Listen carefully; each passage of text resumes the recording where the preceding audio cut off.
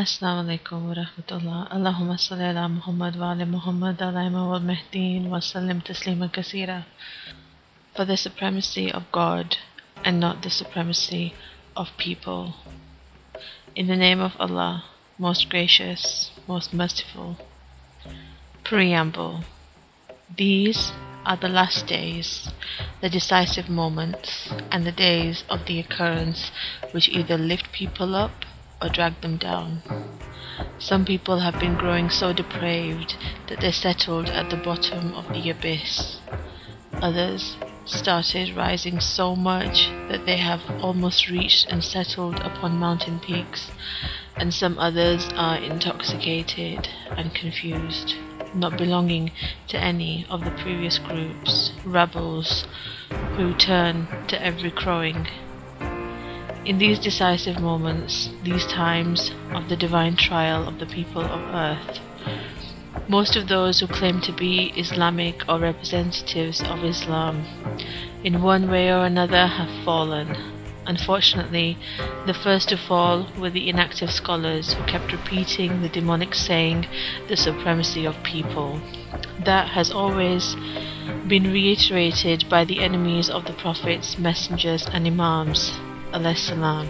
Only this time the great Satan brought it up, so they liked its glamour and fell for it. He named it democracy, liberty, free elections, or any other of the designations that they could not reject. They succumbed to it and to its adherents for those inactive scholars, and their followers have nothing more than insignificant and superficial knowledge of the religion. For them, religion is merely a reiteration and something empty to talk about.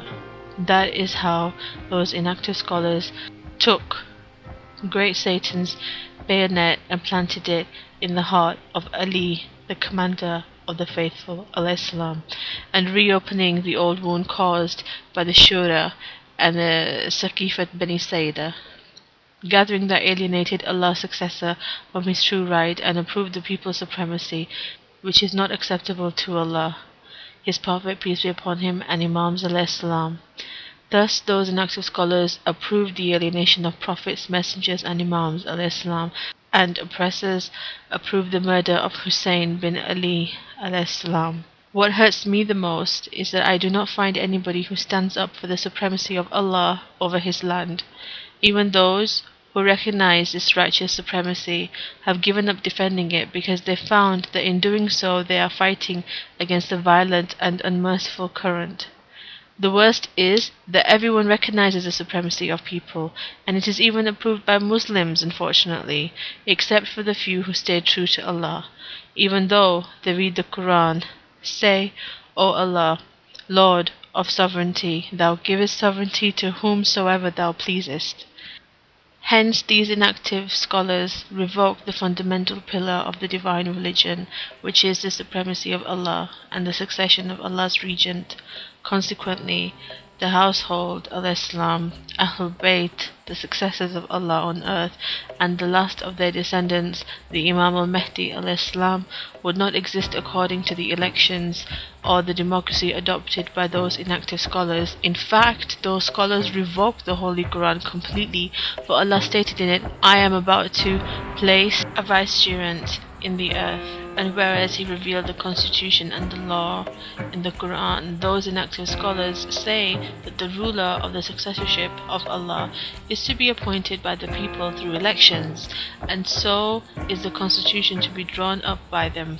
Thus, not only did those inactive scholars oppose Allah's religion, but they have refuted Allah Himself and stood by the devil's side. May Allah curse him. This is why I thought I should write these words, in order to keep any objector from finding excuses and to shed the light on the subject for all to see, even though the truth is clear and free from any ambiguity. Moreover, I ask Allah to make these words one of His arguments on the day of resurrection against these inactive scholars, their imitators, those who followed them and fought Allah and the family of Muhammad salam, approved their followers, the idols and the devil, and approved the alienation of Regent Ali bin Abi Talib salam, and the Imams of his descendants salam. In the name of Allah, most gracious, most merciful. Praise to Allah, Lord of the worlds, and he who submits himself completely to Allah and is a doer of good, he has surely grasped a strong handle, and with Allah rests the end of all affairs. What is democracy? Democracy is the government of the people, by the people, and for the people. It is achieved through the election of executive and legislative powers. The competences, rights, and obligations of these two powers are determined by a constitution or general law that might partly differ from one place to another, according to society values and traditions.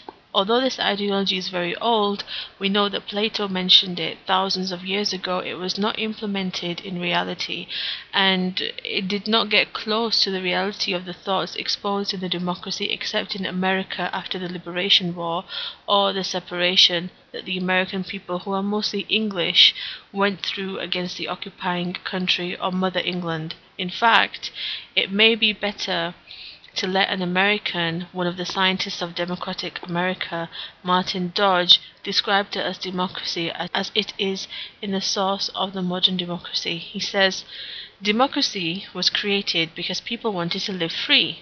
American democracy did not appear by itself, but it was the result of efforts and resistance. It makes individuals their own masters. Moreover, it presents us a great deal of opportunities. It places responsibilities on every individual in the society. Besides, it paves the way towards endless progress and prosperity. Then, he adds, the regime we are following in America comes from the core of the democratic doctrine which gave the country an existence. Therefore, we need to approve its validity. We forgot that democracy took a long time in order to be established, and was only fully achieved after hundreds of years of resistance. It finally reached us because we were determined to live free, and because we hate to be driven as herds from one place to another. Democracy is when people rule themselves without being submissive, oppressed, subject, but they hold the first place and take precedence over the ruling authorities.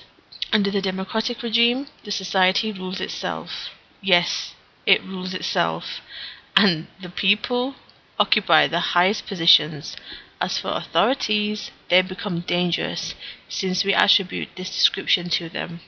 Moreover, if we look this theory up in human history, we will find that it had never existed because people were governed by kings, emperors, or dictators who gave their citizens little rights and insignificant individual privileges. Those citizens had no vote or representation in the existing government, and they had no immunity, respect, or protection either. They were subject to high taxes and were arrested or even sentenced to death for just an urgent sign or desire expressed by the ruler. Democracy was first established in Greece, but its roots, which are the most important element nowadays, first appeared in England 7 centuries ago, when King John signed the Magna Carta Constitution in 1215. In fact, he was not really ecstatic about it because he felt that it involved some sort of submission and acknowledgement for another power to rule at his side with full authority. Needless to say, the heads of states and members of governing bodies refuse to cede the glory and power they have gained, and therefore hang on to them for fear of losing them, whereas democracy stipulates that the power should be held by the people. Ever since the signature of the Magna Carta, England witnessed a succession of events that lasted nearly 4 centuries. The process was slow, but it led to the ratification of the parliamentary system there, when Sir Edward Coke stood before the House of Commons early in the 17th century and announced with an unprecedented courage that some royal decrees were illegal because they violated the Constitution and have therefore become non-binding.